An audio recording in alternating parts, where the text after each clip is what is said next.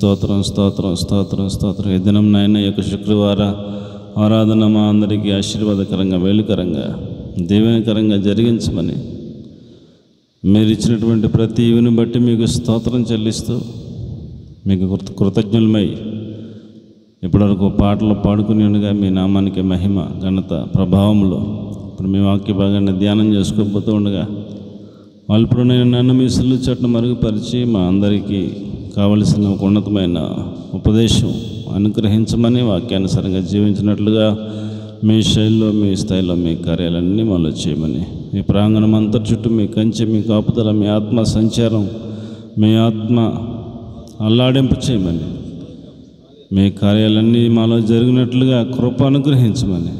మేమెవరం కూడా విడవబడడానికి వెళ్ళలేదు. ఈ లోకంలో తండ్రి మీ యొక్క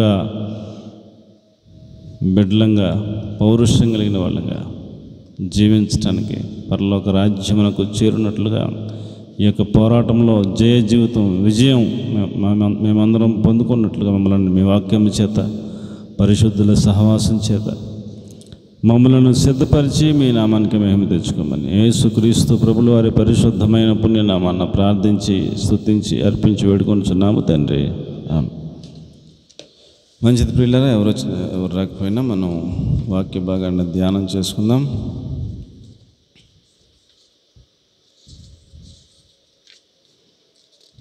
ఈ దినం మన ధ్యానం నిమిత్తం కీర్తన గ్రంథము 92వ అధ్యాయం 12వ వచనం, 13వ వచనం, 14వ వచనం. నీతిమంతులు ఖర్జూర వృక్షము వలె మొవ్వ వేయుదురు. నీతిమంతులు ఖర్జూర వృక్షము వలె మొవ్వ వేయుదురు. చాలండి. ఈ ఒక్క మాట ద్వారా ప్రభు మనతో మాట్లాడును గాక. ఆమేన్. ఇంకా మనం కిందకి వెళ్తే ఇంకా చాలా విషయాలు ఉన్నాయి. దేవదారు వృక్షమును గురించి చెప్తున్నారు. చదవమ్మా, పర్వాలేదు. లెబానోను మీద దేవదారు వృక్షం వలె వారు ఎదుగుతారు. దేవుని మందిరంలో నాటబడిన వారై వారు మన దేవుని ఆవరణములో వర్ధిల్లుతారు. 14, నాకు ఆశ్రయదుర్గమైన యెహోవా యథార్థవంతుడనియు ఆయన యందు ఏ చెడుతనము లేదనియు ప్రసిద్ధి చేయుటకే వారు ముసలితనమందు ఇంకా చిగురు పెట్టుచుందురు, సారము కలిగి పచ్చగా ఉంటారు అని చెప్తున్నాడు. కాబట్టి ప్రియులరా, మనం గతించిన ఒక 3 వారాలుగా నీతిమంతులు అనే ఒక అంశాన్ని ధ్యానం చేసుకుంటున్నాం. నీతిమంతులు పోయిన వారం ఏమి ధ్యానం చేసుకున్నామా?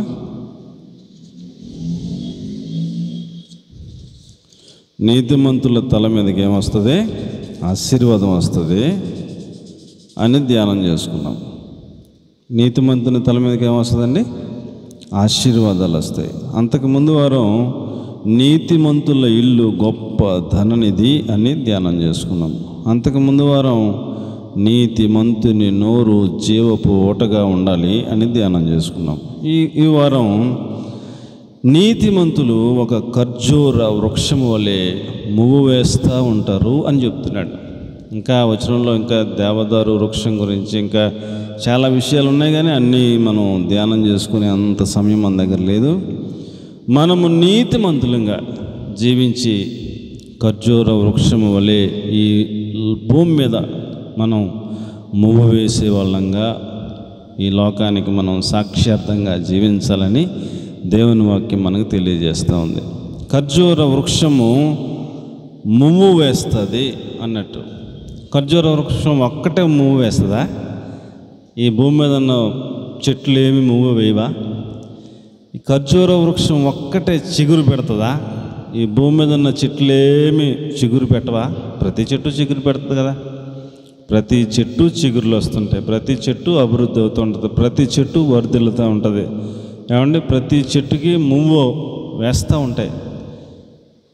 అయితే ప్రత్యేకించి దేవుని వాక్యం ఖర్జూర వృక్షం మీద ఆయన కాన్సన్ట్రేషన్, ఆ యొక్క దృష్టి నిలిపినట్టుగా మనం చూస్తూ ఉన్నాం. నీతిమంతులను ఆ ఖర్జూర వృక్షానికి పోల్చి ప్రభు ఆ చెట్టు ఎలాగైతే ఉందో అలాగున మీరు వర్ధిల్లుతారు అని చెప్తున్నాడు. ఒక స్పెషాలిటీ లేకపోతే,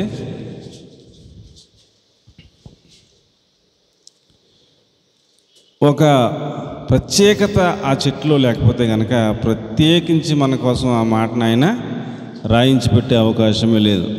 ఖర్జూర వృక్షము అంటే మనం ఇజ్రాయెల్ దేశం వెళితే మనం కరెక్ట్గా ఆ వృక్షాన్ని మనం చూడగలుగుతాం. కానీ మన భాషలో ఇక్కడ మనం చూసుకోవాలంటే ఈత చెట్టు. ఏం చెట్టు అండి? ఈత చెట్టు. మనకేమో ఇంత ఈతకాయలు కాస్తాయి, వాళ్ళకేమో అంతంత ఖర్జూరాలు కాస్తాయి. చెట్టు సేమ్ అదే స్ట్రక్చర్. ఈత చెట్టు ఎలాగైతే ఉందో ఖర్జూర చెట్టు కూడా అదే విత్తనం, అదే టైప్. అయితే వాళ్ళ దేశంలో అది ఎంత ఖర్జూరం పండు కాస్తుంది, మనకు వచ్చేసరికి ఎంత ఈత పండు కాస్తుంది. దేవుడు ఆశీర్వాదం అది, మనం ఏం చేయలేం. కాబట్టి ఆ ఖర్జూర వృక్షం ఎలాగైతే ఉందో అలాగున్న నీతిమంతులు వర్ధిల్లుతారు, నీతిమంతులు ఆశీర్వదించబడతారు, నీతిమంతులు మూవేస్తూ ఉంటారు అని ఒక అర్థాన్ని దేవుని వాక్యం తెలియజేస్తూ ఉంది. నీతిమంతులు ఎక్కడ వర్ధిల్లుతారు? నీతిమంతులు ఎక్కడ ఆశీర్వదించబడతారు? నీతిమంతులు ఎక్కడ మూవ్ వేస్తారు అనేది చాలా ప్రాముఖ్యం. ఈ యొక్క ఉపదేశంలో సారాంశం ఏమిటంటే, అన్ని చెట్లు మువ్వులేస్తున్నాయి, అన్ని చెట్లు చిగురు పడుతూ ఉన్నాయి, కానీ దేవుడి దృష్టి మాత్రం ఏ చెట్టు మీద ఉందండి? ఖర్జూర వృక్షం మీద ఉన్నది అని నేను మీకు జ్ఞాపకం చేస్తున్నాను. లోకంలో అందరూ కూడా వర్ధిల్లుతున్నారా లేదా? లోకంలో అందరూ కూడా వర్ధిల్లుతున్నారు. లోకంలో అందరూ కూడా అన్ని చెట్లలాగా చిగురు పెడుతున్నారు.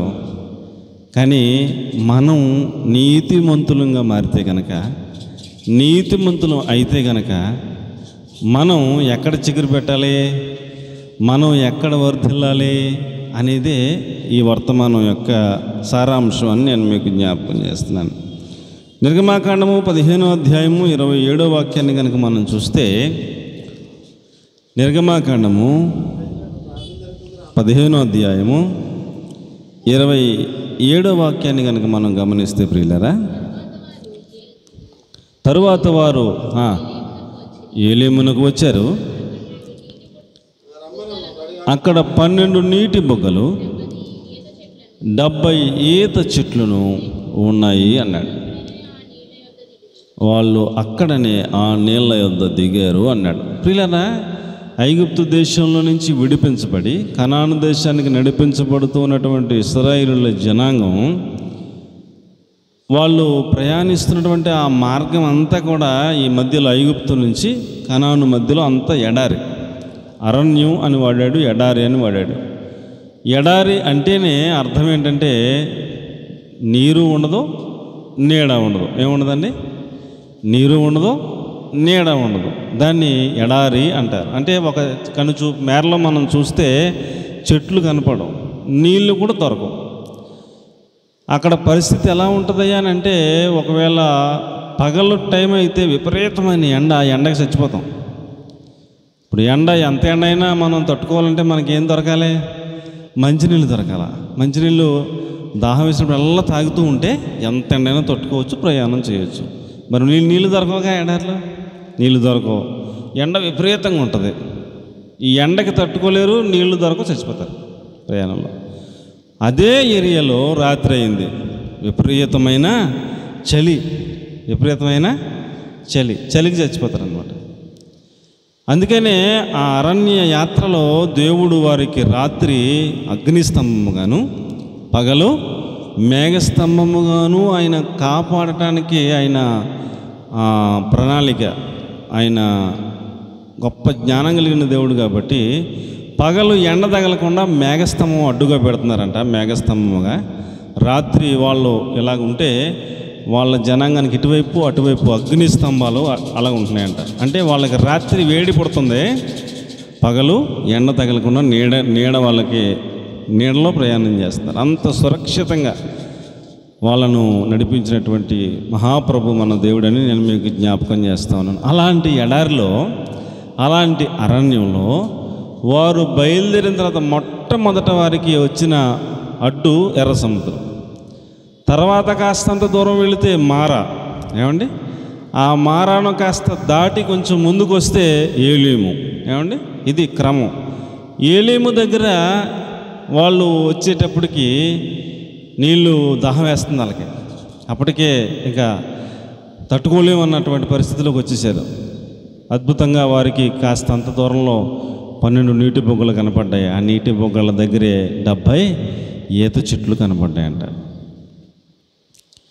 కాబట్టి ప్రియులరా, ఒక ఎడారిలో, ఒక నీడలేని పరిస్థితుల్లో, కనుచూపు మేరలో ఐగుప్తు దాటిన తర్వాత నుంచి కనాను దేశం వరకు ఎక్కడ చెట్లు కనబడవు అన్నట్టుగా ఉండే ప్రదేశాల్లో కాస్తంత నీళ్లు దొరికే చోట చాలా చెట్లు ఉండొచ్చుగా, కానీ అక్కడ ఏ చెట్టు ఉన్నట్టుగా మనం కనపడదు. ఈరోజు కూడా మనం వెళితే అక్కడ ఈత చెట్లు ఉన్నాయి. ఈరోజు కూడా ఎప్పుడో ఇది రాసిన సంవత్సరాలు మనం కనుక కాలిక్యులేట్ చేసుకుంటే నిర్గమాకాండం, ఎప్పుడో ఆదికాండం, నిర్గమాకాండం, ఆ రోజున ఉన్న ఈత చెట్లు ఏలీము ఏరియా ఈరోజు కూడా సందర్శకులు వెళ్ళి చూసి వస్తున్నారు. అక్కడ ఉన్నాయి అవి. అంటే ఇంత సుదీర్ఘ కాలం బ్రతికి ఉండటానికి కాస్తంత నీటి సోర్స్ ఉంటే దాన్ని ఉపయోగించుకొని అంత ప్రతికూల పరిస్థితులను తట్టుకొని జీవించగలిగినటువంటి గొప్ప క్వాలిటీ, లక్షణం ఈ చెట్టుకుందని దేవుని వాక్యం మనకి జ్ఞాపకం చేస్తూ ఉంది. అంటే మిగిలిన చెట్లకి ఈ క్వాలిటీ లేదనేగా అర్థం. ఉంటే అవి కూడా ఉంటాయిగా, ఏమండి. మనం కూడా ఈ లోకంలో, ఎడారి లాంటి లోకంలో, అననుకూల పరిస్థితుల్లో, ప్రతికూల పరిస్థితుల్లో కొంచెం 12 నీటి బొగ్గల్లాగా కొంచెం సోర్స్ ఆత్మదేవుని సహాయాన్ని ఉపయోగించుకుని ఈ యొక్క ఆత్మీయ పోరాటంలో, శరీరం మీద పోరాటంలో, సైతాను శక్తుల యొక్క పోరాటంలో, ఈ యొక్క లోకస్తులు అందరూ మన మీదకి నిందించిన, అవమానించిన, దూషించిన, ఎటువంటి శోధన మనకి ఎదురైనా ఆ కాస్తంత ఆత్మదేవుని సహాయం, ఆ సోర్స్ని పట్టుకుని మూవ్ వేస్తూ లోకానికి కనబడేటువంటి గొప్ప ఖర్జూర వృక్షము వలె మనం ఈ లోకంలో జీవించాలి, సాక్ష్యంగా బతకాలి. ఎన్ని విపత్కర పరిస్థితులు ఎదురైనా, ఎడారి లాంటి ప్రదేశం అయినా, నీరు నీడ దొరకని ప్రదేశం అయినా, ఆ కాస్త నీరు, ఆ సోర్స్ను ఉపయోగించుకుని అది మూవ్ వేస్తూనే ఉంది, పచ్చగానే ఉంది, చిగురు పెడతానే ఉంది, అది ఫలిస్తూనే ఉంది.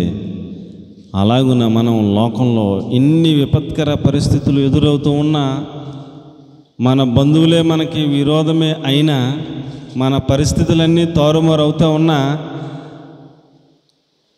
మనకి నిందలే వచ్చినా, అవమానాలే వచ్చినా, మనకి చుట్టూ కూడా అననుకూల పరిస్థితులే ఉన్నా, ఆ నీరు పరిశుద్ధాత్మ దేవునికి సాదృశ్యం. యెహెజ్కేలు గ్రంథంలో రాయబడి ఉంటుంది, నానా నీవు నీళ్ళల్లో నడువు అన్నాడు ఆయన. కొంత లెక్క నడిచిన తర్వాత చీలమండలంలోకి వచ్చిందంట. మరలా కొంత లెక్క నడవమని నాకు మోకాల్లోకి వచ్చిందంట. మరలా కొంత లెక్క నడిచిన తర్వాత నడుములోకి వచ్చిందంట. మరలా కొంత లోతు వచ్చిన తర్వాత పీక ములిగి అంతవరకు వచ్చిందంట. ఇక అతడి స్వాధీనంలో అతడు లేడు, ఇక ఆ ప్రవాహంలో కొట్టుకుపోతున్నాడు. అది దేనికి సాదృశ్యం అంటే, ఆత్మ దేవుడి నడిపింపులో మనం మన కంట్రోల్లో మనం ఉండకుండా ఆయన మనల్ని ఎక్కడ తీసిపోతే అక్కడికి పోవాలన్నట్టుగా అలాగున ఆత్మ కంట్రోల్లో ఉండాలి, ఆత్మ చేత నడిపించబడాలి, ఆత్మ చేత మనం నింపబడాలి అన్నట్టు ఆ వాక్యాలని రాసిపెట్టారు. నీళ్లు పరిశుద్ధాత్మ దేవునికి సాదృశ్యం. అభిషేకం, నూనె అన్న పరిశుద్ధాత్మ దేవునికి సాదృశ్యం. కాబట్టి అలాంటి అననుకూల పరిస్థితుల్లో, లోకంలో, శోధనల్లో, నిందల్లో, అవమానాల్లో మనకి ఎన్ని రకాల శోధనలు ఉన్నాయో అన్నీ గుర్తు చేసుకుని వీటన్నిటి పరిస్థితుల మధ్య పరిశుద్ధాత్మ దేవుని చిన్న సోర్స్ని మనం ఉపయోగించుకొని ఆ ఒక్క పరిశుద్ధాత్మ దేవుడు చాలు అన్నట్టుగా ఎడారి ప్రదేశంలో అద్భుతంగా మూవ్ వేస్తూ ఉన్నటువంటి ఈ యొక్క ఈత చెట్ల వలె మనం ఉండాలని పామ్ ట్రీ అన్నాడు ఇంగ్లీష్లో. తెలుగులో తర్జుమాలో ఒక చోట ఈత చెట్టు అని రాశారు, ఒక చోట ఖర్జూర చెట్టు అని రాశారు, ఒక చోట తాటి చెట్టు అని రాశారు, ఒక చోట అండి ఎన్ని రకాల తర్జుమాలో చేశారు. ఇంగ్లీష్లో ఎక్కడ వెతికినా పామ్ ట్రీ అనే కనపడింది. మరి తెలుగులో పండితుల యొక్క చమత్కారం ఏమిటో తెలియదు, ఒక చోట లాగా రాశారు. మంచిది ప్రియులారా, మనకు కావాల్సినటువంటి ఆత్మీయ అర్థం మాత్రం మనం ఎటువంటి పరిస్థితుల్లోనైనా పరిశుద్ధాత్మ దేవుని ఆ నీళ్లను ఉపయోగించుకొని మనం మూవ్ వేస్తూ ఉండాలి, చిగురిస్తూ ఉండాలి, వర్ధులుతూ ఉండాలి. దేవునికి స్తోత్రం కలుగును గాక. ఈ పరిస్థితులు మనల్ని కృంగదీయలేవని మనం సాక్ష్యం చెప్పే బిడ్డలంగా, ఈ పరిస్థితులు మనల్ని వెనక్కి లాగలేవు అని మనం సాక్ష్యం చెప్పే బిడ్డలంగా, మేము నీతిమంతులం అనేటువంటి ఒక గొప్ప ధైర్యం, నమ్మకం, విశ్వాసం మనలో కనబడేటట్లుగా మనం లోకానికి మనం మూవ్ వేస్తూ కనబడాలని, చిగురిస్తూ కనబడాలని, అలాంటి అద్భుతమైన క్వాలిటీలు, లక్షణాలు నీతిమంతుల్లో ఉండాలని దేవుని వాక్యం ద్వారా నేను మీకు మనవి చేస్తూ ఉన్నాను. చూడండి ప్రియులారా, మోషేని దేవుడు పిలిచి అన్నారు, నానా మీరు నన్ను మెరీబా జలముల యొద్ద నన్ను సన్మానించలేదు, నేను బండతో మాట్లాడమన్నాను, నీవు కోపంతో ద్రోహులారా మీకు మేము నీళ్ళు ఇప్పించవలెనా అని ఒక్క మాట అన్నావు. ఆ ఒక్క మాట వల్ల నాకు చాలా కోపం వచ్చింది. తర్వాత బండను కొట్టావు, నన్ను సన్మానించలేదు నా పరిశుద్ధతను, కాబట్టి నీవు కనాను దేశానికి వెళ్ళవు అని ఒక తీవ్రమైన కఠినమైన నిర్ణయాన్ని ప్రభు తీసేసుకున్నారు. వెంటనే మోషేకి చెప్పారు, నాన్న నీవు కనాను దేశం వెళ్ళవని చెప్పేశారు. మోషే ఎంత బాధపడి ఉంటాడో, 120 సంవత్సరాల ప్రయాస, కష్టం ఏంటి, కనాను దేశం వెళ్ళాలని, రాజరికం వద్దనుకుని, అధికారం వద్దనుకుని, ఐగుప్తు దేశం వద్దనుకుని, సకల భోగభాగ్యాలు వద్దనుకుని, బహుమానాన్ని చూసి దేవుని ప్రజలతో శ్రమ అనుభవించడం మేలనుకుని కనాను దేశం వెళ్ళటమే భాగ్యం అనుకుని బయలుదేరిన ఆయనకి ఇంకా కాస్త అంత దూరంలో కనాను దేశం వెళ్తామనగా, నీవు వెళ్ళటానికి ప్రవేశానికి అర్హత లేదు అన్నాడు ప్రభు. అని కొండ ఎక్కమన్నాడు. కొండ ఎక్కిన తర్వాత ఆ కొండ మీద నుంచి చూపించాడంట దేశాన్ని. అలాగా ఆ దేశంలో ఏమి చూపించాడంట, కనాను దేశం, అంత పాలు తేనెలు ప్రవహించే అంత దేశంలో ఏమండి ఏమి చూపించాడంటే మోసేకి, చూడండి ఆ దేశంలో చూడటానికి ఇక అంతకంటే మంచి ప్రదేశం లేదా అన్నట్టు, అదే టాప్ ప్రదేశమా అన్నట్టు ఒక ప్రదేశాన్ని చూపించారట. ద్వితీయోపదేశకాండం 34వ అధ్యాయం 3వ వచనం. ద్వితీయోపదేశకాండం 34వ అధ్యాయం 3వ వచనం.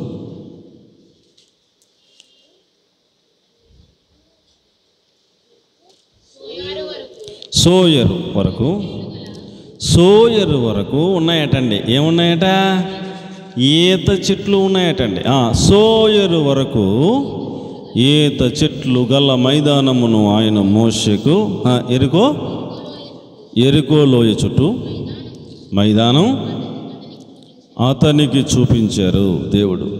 అంతే, కనాను దేశం చూపిస్తాను, కొండెక్కినానా అని కొండెక్కమని ఆ మైదానం అంతా సోయరు అని వాడారు, ఒక ఊరు పేరు ఎరికో అని వాడారు. ఈ మైదానం అంతా ఏమున్నాయంటండి? ఈత చెట్లు ఉన్నాయంట. ఈత చెట్లను చూపించి అదే కనాను దేశం నాన్న అని చెప్పాడట. ఏమండి అంటే ప్రభు దృష్టిలో కనాను దేశం, అందులో చూపించదగ్గ ప్రాంతం ఏమిటి? ఈత చెట్లు మైదానమే ఆయన దృష్టిలో టాప్ అన్నట్టుగా అర్థమైంది నాకు. దాన్ని చూపించి ఇంతేనా అని చెప్పారంట. కాబట్టి ప్రియులరా, మనకు అర్థం అవ్వాల్సింది ఏంటంటే, మనం కూడా నీతిమంతులంగా ఆ చెట్టులాగా బతకాలి, అలాగ మూవ్ వేస్తూ ఉండాలి. ఎంత కఠినమైన పరిస్థితులైనా మన నోట నవ్వు చెరగకూడదు, మన హృదయంలో విశ్వాసం తగ్గకూడదు. ఆ చెట్టు వలె ఎటువంటి పరిస్థితులనైనా మనం జయించి అలాగున మనం వృద్ధి చెందుతూ వర్ధిల్లుతూ ఆ పరిశుద్ధాత్మ దేవుని ఆ నీళ్ళని సహాయంతో మనం ముందుకు సాగిపోవాలి, సాక్ష్యార్థంగా ప్రజలకు కనబడాలి అనేది ఒక్కటే, నీతిమంతులుగా బతకాలన్నది ఒకటే దేవుని దృష్టిలో టాప్ అన్నట్టుగా అర్థమవుతుంది నాకు. అంతే, ఇంకా అంతకంటే ఇంకా విలువైంది భూమి మీద చూపించడానికి ఏమీ కనపడలేదేమో, అదే విలువైన ప్రదేశమేమో అన్నట్టుగా ప్రభు మోషే గారికి ఆ ప్రాంతాన్ని చూపించినట్టుగా మనకి వాక్యంలో కనపడుతూ ఉంది. ఇంగ్లీష్లో రాశారు సిటీ ఆఫ్ పామ్ ట్రీస్ అన్నాడు. ఆ ట్రీస్ ఉన్నదంతా ఒక సిటీ అంట. అదేంటంటే అండి, ఆ ట్రీస్ ఉన్నదంతా ఒక సిటీ అటండి.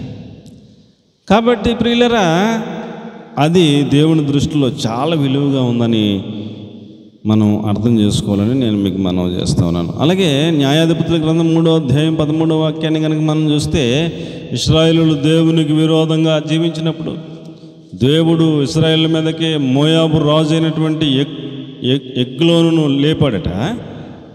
అతడు ఎగ్లోను అమోనీయులను అమాలేకీయులను సమకూర్చుకొని ఇజ్రాయేలులను ఓడగొట్టి ఖర్జూరపు చెట్ల పట్టణమును స్వాధీనపరుచుకొనెను అంటాడు. 18 సంవత్సరాలు అతడు వాళ్ళను దాసులుగా ఏలాడు అని చెప్పి రాశాడు. అంతేనా ఏమండి? అంతేనా? దొరికిందమ్మా? మోయాబు రాజు ఎగ్లోను అమ్మోనీయులను అమాలేకీయులను సమకూర్చుకుని ఇశ్రాయేలులను వాడగొట్టి దేన్ని స్వాధీనం చేసుకున్నాడంట? ఖర్జూరపు చెట్ల పట్టణమును స్వాధీనం చేసుకున్నా. అంటే ఇశ్రాయేలులను వాడగొట్టాలంటే ఏ పట్టణాన్ని స్వాధీనం చేసుకుంటే సరిపోద్ది? ఖర్జూరపు చెట్ల ఉన్నటువంటి పట్టణాన్ని స్వాధీనం చేసుకుంటే ఇశ్రాయేలులను ఓడించేసినట్టే అన్నట్టు. అంటే ఏం అర్థమవుతుంది మనకి? ఆ ఇజ్రాయేలీలందరికీ ఆ ఖర్జూరపు చెట్ల పట్టణం రాజధాని అయి ఉండాలేమో అనుకున్నాను నేను. అంతే కదండి. మరి ఇప్పుడు ఒక పట్టణాన్ని జయించారంటే వాళ్ళందరినీ జయించినట్టే. అంటే ఏంటి అర్థం? వాళ్ళందరికీ రాజధాని అదే అన్నట్టు. అంతే కదా. ఒక దేశానికి, ఒక రాష్ట్రానికి ఒక రాజధాని ఉంటుంది. ఆ రాజధానిలోనే అన్నీ ఉంటాయి. ఆ రాజధానిని జయించేస్తే రాజ్యం వాళ్ళదే అన్నట్టు, పరిపాలన వాళ్ళదే అన్నట్టు, అంత ఇంపార్టెంట్ అన్నట్టు ఆ ప్రదేశాన్ని మోషేకి దేవుడు చూపించాడు అన్నట్టు. అందులో మనకు కనపడేది పామ్ ట్రీస్ సిటీ, అదొకటే, ఇంకేముంది? కాబట్టి ప్రియులారా, దేవుని దృష్టిలో ఏమిటి విలువైంది? నీతిమంతులుగా జీవించటం, ఆ క్వాలిటీస్ కలిగి ఉండటం, వర్ధిల్లటం, మూవ్ వేయడం, ఆయన గురించి ప్రసిద్ధి చేస్తూ బ్రతకటం. ఎటువంటి పరిస్థితులు ఎదురైనా, అనానుకూల పరిస్థితులు అయినా ఆ వృద్ధి చెందుట, వర్ధిల్లుట, చిగురు వేయుట, మూవ్ వేయుట అనే క్వాలిటీసే ఆయన దృష్టిలో చాలా విలువైనవి అనే ఒక పాఠాన్ని మనకి పూట ఆయన నేర్పిస్తున్నారని నేను మీ అందరికి కూడా మనవి చేస్తూ ఉన్నాను. 18 సంవత్సరాలు పరిపాలించాడటండి. అలాగే 1వ రాజుల గ్రంథం 6వ అధ్యాయం 21వ వాక్యం. 1వ రాజుల గ్రంథం 6వ అధ్యాయం 21వ వచనం. ఒక మందిరాన్ని కట్టినప్పుడు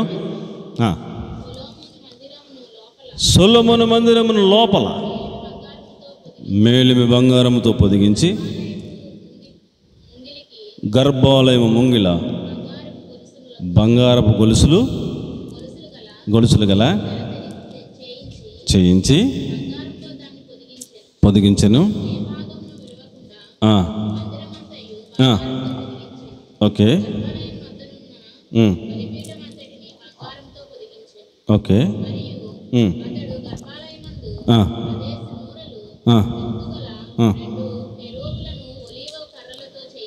ఓకే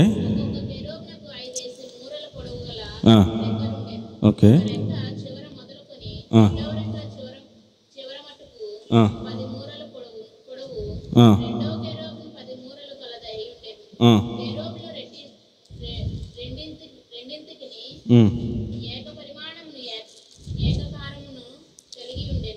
అమ్మా 6:21.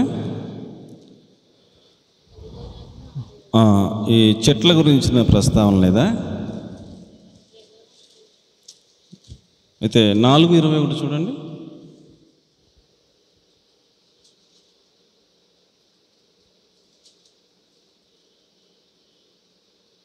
కాదు, 6:21.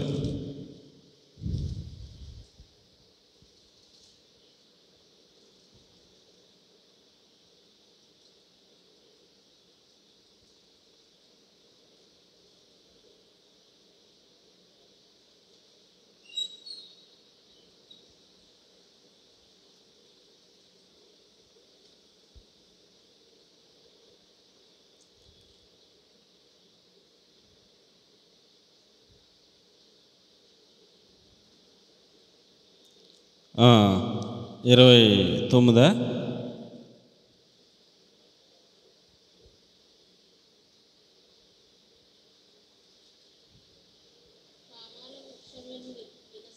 అది తమాల వృక్షములు అన్నాడు. ఏమిటండి అవి? ఏం వృక్షాలు? చెక్కించాడు అన్నాడు. ఇక్కడ తెలుగులో తర్జుమా తమాల వృక్షములు అన్నాడు, ఇంగ్లీష్లో పామ్ ట్రీస్ అన్నాడు. అక్కడ ఏమండి ఆ మాట మనకి కావాలి. మందిరంలో గోడల మీద ఏమండి ఏ చెట్లు వేయించారంట, చెక్కించారంట? Palm trees చెక్కించాడంట. మందిరంలో కూడా, దేవుని మందిరంలో కూడా చెక్కించినటువంటి వృక్షం ఏమిటయ్యా అంటే ఈ పామ్ ట్రీలను చెక్కించారంట మందిరంలో. ఎక్కడ చూస్తే అక్కడ చాలా చోట్ల వెతికాను నేను. ఏమండి మందిరంలో పై భాగంలో అవే చెక్కించారంట, గోడల మీద అవే చెక్కించారంట, ఆవరణంలో అవే చెక్కించారంట, చాలా చోట్ల కనపడింది నాకు. ఇదేమిటి, ఇంకా ఏమీ చెట్లు మందిరంలో చెక్కించడానికి ఇష్టం అవ్వలేదా దేవునికి? కేవలం పామ్ ట్రీస్నే చెక్కించడానికి గల ఎంత ఇష్టం దేవుడికి ఏమిటి అని అంటే, ఆ చెట్టును నీతిమంతులతో ఆయన పోలుస్తున్నాడు. ఆ చెట్టును దేంతో పోలుస్తున్నారండి? నీతిమంతులతో పోలుస్తున్నాడు. నేను నీతిమంతుడను, అలాగే మిమ్మల్ని నీతిమంతులుగా విశ్వసించిన ప్రతి వారిని నీతిమంతులుగా చేస్తున్నాను, అన్న రక్తంలో కడిగి పరిశుద్ధపరుస్తున్నాను. నీతిమంతులుగా నేను మార్చిన తర్వాత మీరు ఖర్జూర వృక్షం వలె, తమాల వృక్షము వలె మీరు తిన్నగా వృద్ధి చెందుతూ, వర్ధులుతూ, మవ్వు వేసుకుంటూ పైకి పైకి పైకి పైకి ఎదుగుతూ వెళ్ళిపోవటమే. ఈ అననుకూల పరిస్థితులు, ఈ ఎడారి పరిస్థితులు, ఈ ఎండ పరిస్థితులు, ఈ వాతావరణ పరిస్థితులు, ఇవన్నీ మనం తట్టుకుని, ఓర్చుకుని, సహించుకుని పరిశుద్ధాత్మ దేవుడనే ఆ నీళ్ళ సహాయం ద్వారా మనం ఎదుగుతూ ఎదుగుతూ ఎదుగుతూ ఉండటమే. అదొక్కటే ఆయన దృష్టిలో చాలా చాలా చాలా చాలా విలువైందిగా ఈ వాక్యం మనకి నేర్పిస్తూ ఉందని నేను మీకు మనవి చేస్తూ ఉన్నాను. అలాగే ప్రియులరా, 2వ దినవృత్తాంతాల గ్రంథం 3వ అధ్యాయం 5వ వాక్యాన్ని కనుక మనం చూస్తే, 2వ దినవృత్తాంతాల గ్రంథం 3వ అధ్యాయం 5వ వచనం, మందిరపు పెద్ద గదిలో దేవదారు పలకలతో కప్పి వాటిపైన మేలుమి బంగారును పొదిగించారు. పై భాగమున ఖర్జూరపు చెట్ల వంటి పని, అదంతా కూడా చేయించారంట, చెక్కించేశారంట. ఖర్జూరపు చెట్ల ఆ యొక్క పనిని చెక్కించారటండి.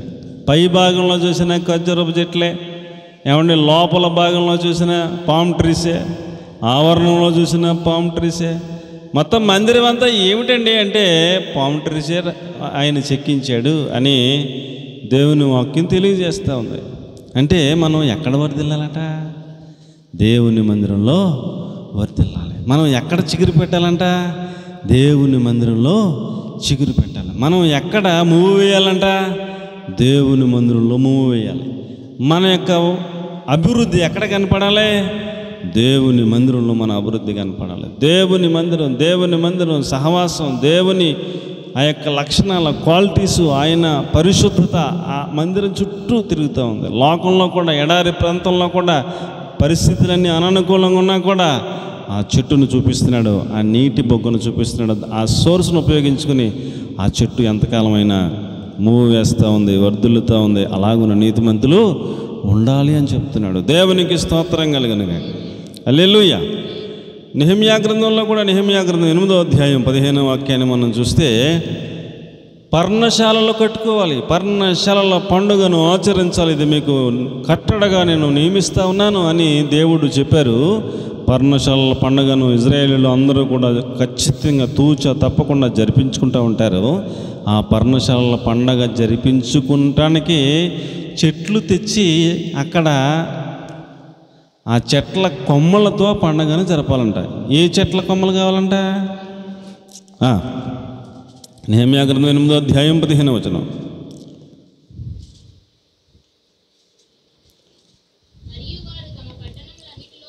తమ పట్టణములన్నిటిలోనూ, ఒక ఊరు వదిలేత్తకిలేదు, పట్టణములన్నిటిలోనూ, యెరూషలేములో కూడా ప్రకటన చేసి తెలియజేయవలసిందేమనగా మీరు పర్వతానికి పోయి ఒలివ చెట్ల కొమ్మలు, గొంజి చెట్ల కొమ్మలు, ఈత చెట్ల కొమ్మలు అన్నీ తెచ్చి పర్ణశాలల పండుగ కోసం ఆ చెట్ల కొమ్మలతో ఏమండి కట్టి పర్ణశాలల పండుగను ఆచరించాలి అంటూ రాస్తాడు. పండగ ఆచరించడానికి కూడా ఏం కావాలంట? దేవునికి ఆ చెట్టు కొమ్మలు కనపడాలంట. దేవునికి స్తోత్రం కలిగిన. కాబట్టి ప్రియులరా, ఎంత విలువ దేవుని దృష్టిలో ఆ చెట్టుకి ఇవ్వబడింది అని మనం కనుక ఆలోచన చేస్తే ప్రియులరా, ఆ ఖర్జూరపు చెట్టు మనం ఇజ్రాయెల్ దేశంలో మనం కనుక చూస్తే, వీడియోలు చూస్తే తిన్నగా అలా ఎదుగుతూ ఉంటుంది. అది అంతంత ఖర్జూరం కాయలు ఉంటాయి దానికి. అది కనుక తింటే టేస్ట్ మనం ఇక వదిలిపెట్టమన్నమాట. ఇక్కడ మన దగ్గర దొరికే టేస్ట్ అది వేరే, అక్కడ టేస్ట్ కనుక చూస్తే అద్భుతం. అసలు ఆ టేస్ట్ ప్రపంచంలో ఎక్కడ దొరకదు, అంత క్వాలిటీ ఉంటుంది అన్నమాట అండి. ఖర్జూరపు చెట్టు, దాన్నే మన పండితులు, తెలుగు పండితులు ఈత చెట్టు అని రాస్తున్నారు, ఖర్జూరపు చెట్టు అని తర్జుమా చేస్తున్నారు, తమాల వృక్షం అని తర్జుమా చేస్తున్నారు. వాళ్ళకి అర్థమైనట్టుగా అలా తర్జుమా చేస్తూ వెళ్ళారు. ఎక్కడ చూసినా పామ్ ట్రీ అని మాత్రం ఇంగ్లీష్లో ఒకటే మాట కనపడుతూ ఉంది. కాబట్టి పిల్లరా, మనం అలాగున మనం ఆ చెట్టులాగా నీతిమంతులంగా వర్ధిల్లాలి, ఎదగాలి, చిగురించాలి, ఫలించాలి. పరిశుద్ధాత్మ దేవుడు ఒక్క సోర్స్ ఉంటే చాలు, ఇంకేమి లేకపోయినా మనం ప్రపంచానికి ఆ యొక్క వర్ధిల్లుట మనలో ప్రపంచం చూసేటట్లుగా ఎడారి ప్రాంతంలో కూడా మనం అలాగున నీతిమంతులంగా మనకి దేవుడిచ్చిన నీతిని కాపాడుకుంటూ ఆ నీతి కోసమే బ్రతకాలని, అలాగున జీవించాలని, జయించాలని ఆ చెట్టు మనకి లక్షణాలు మనకు సూచిస్తూ ఉందని దేవుని వాక్యం మనకు తెలియజేస్తూ ఉంది. అలాగే సామెతల గ్రంథకర్త అంటారు 7:7లో, సామెతల గ్రంథం 7వ అధ్యాయం 7వ వాక్యంలో తిన్నని దానవు అన్నాడు.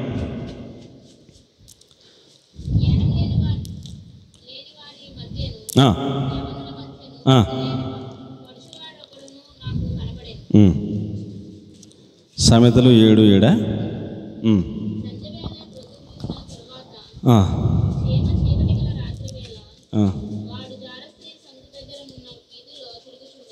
అలా కాదు,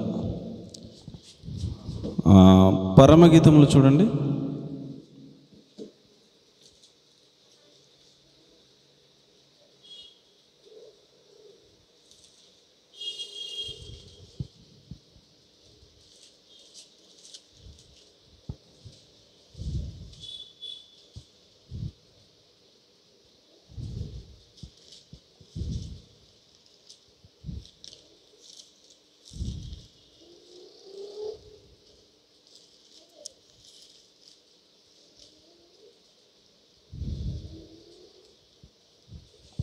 పరమగీతంలో 7:7లో ఏముంది?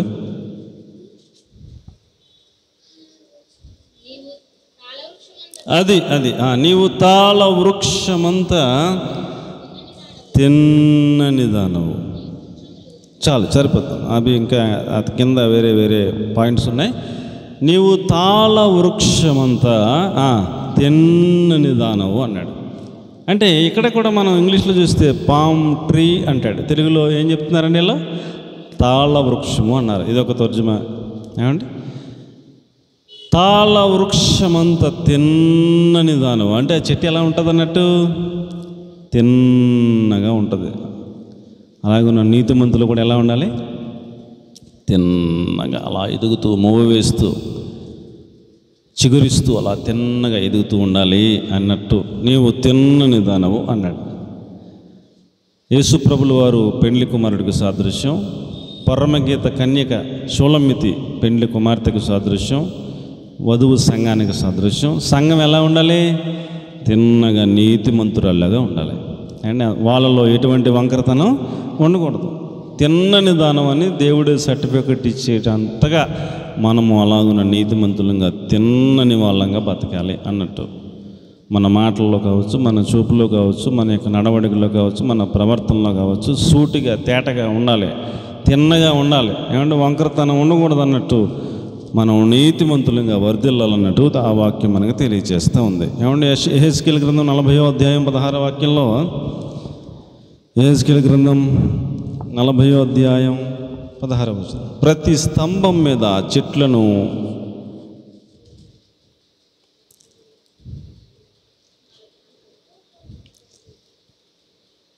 40:16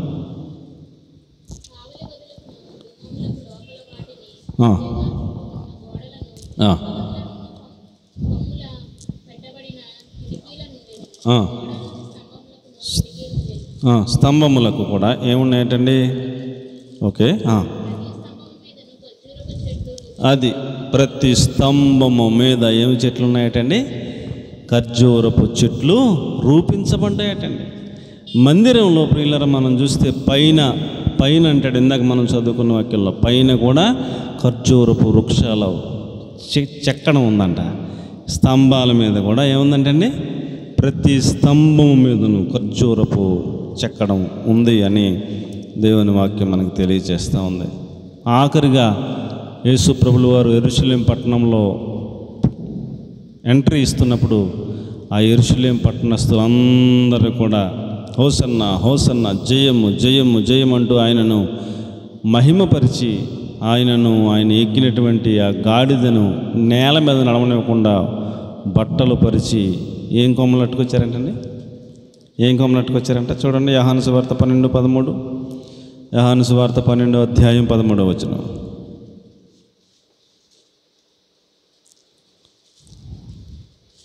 యోహాను సువార్త 12వ అధ్యాయం 13వ వచనం.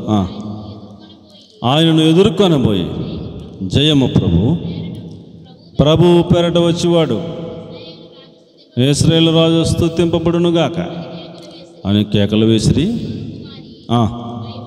భయపడకము,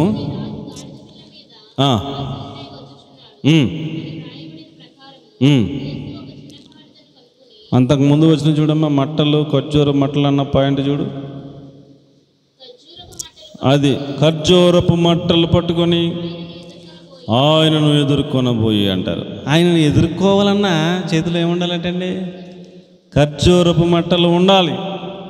ఆ చెట్టు అంటే ప్రభువుకి అంత ప్రాముఖ్యమైనటువంటి చెట్టుగా ఆయన దాన్ని తీసుకున్నారని నేను మీకు మనవి చేస్తూ ఉన్నాను. ఆ చెట్టును నీతిమంతులకు పోలుస్తున్నారు ఆయన. ఆ చెట్టులో ఉన్న లక్షణాల క్వాలిటీస్ని మనం జాగ్రత్తగా పరిశీలన చేసి, దాని యొక్క ఫలాలను మనం జాగ్రత్తగా పరిశీలన చేసి, దాని యొక్క క్వాలిటీ ఎటువంటి ఎడారి ప్రాంతమైనా కాస్తంత నీరు దొరికితే ఎన్ని సంవత్సరాలైనా అది జీవం కలిగిన చెట్టుగా, వర్ధిల్లే చెట్టుగా, మూవు వేసే చెట్టుగా. ఏమండి, చాలా చెట్లకి మూవు వేస్తుంటుంది కానీ ఆ మూవు దగ్గర చచ్చిపోతుంది. చాలా చెట్లు కదండి, అది చచ్చిపోతే మొత్తం చెట్టు అంతా చచ్చిపోయినట్టే. ఈ చెట్టుకి మాత్రం మూవు వేస్తూనే ఉంటుంది. ఇంకా అందులో ఇంకా ఏమీ తేడా లేదు. అది ఎటువంటి పరిస్థితి అయినా, ఎటువంటి ప్రాబ్లమ్స్ అయినా, ఎడారి లాంటి పరిస్థితి అయినా, నిందలైనా, అవమానాలైనా, శోధనైనా, కష్టమైనా, ఇబ్బంది అయినా, ఇరుకైనా, ఎటువంటి ప్రాబ్లం అయినా, అది ఎడారి లాంటి ప్రదేశమైనా, నీరు నీడ దొరకని ప్రదేశమైనా, శ్రమలే అయినా, ఎండే అయినా, ఏమైనా పరిశుద్ధాత్మ దేవుని ఒక్క ప్రభు సహాయాన్ని మనం చూసుకుని మనం ఈ పరిస్థితులన్నిటినీ జయించి మూవ్ వేస్తూనే ఖర్జూరపు వృక్షం వలె, మనం ఈత చెట్టు వలె మనం ఎదుగుతూ ఫలిస్తూ వర్ధిల్లుతూ నీతిమంతులంగా సాక్ష్యాన్ని లోకంలో పొందుకునేటట్లుగా పరిశుద్ధాత్మ దేవుడు మనందరినీ సిద్ధపరిచి నడిపించునుగాక.